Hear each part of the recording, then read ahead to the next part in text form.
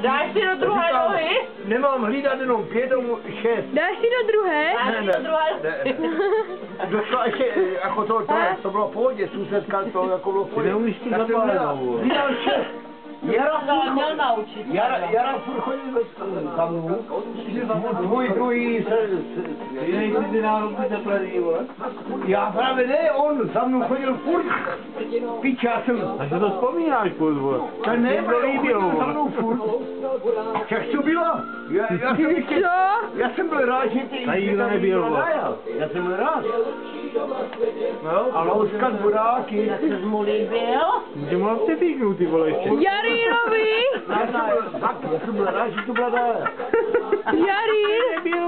Daja byla nejlepší. Teď nevím, jestli ty hráči... Daja byla nejlepší komunikace.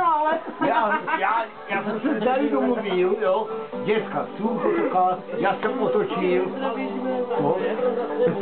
Ty se otočí a už to mají, vole. Ne!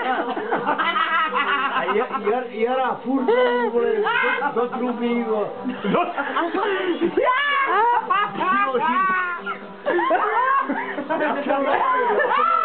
Já jsem byl na práci.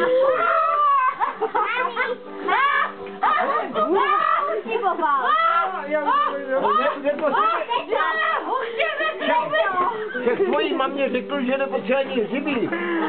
A posílal do truby, vole. Chodí na budovce.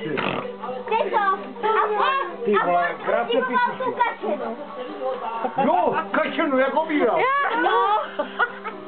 A jen řekl, že je tvrdá, ale měl pravdu. No, ještě trochu připět. Myslíš, že to odhud? Ale to ty měl pravdu.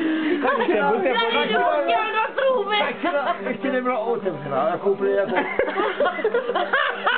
Poradník!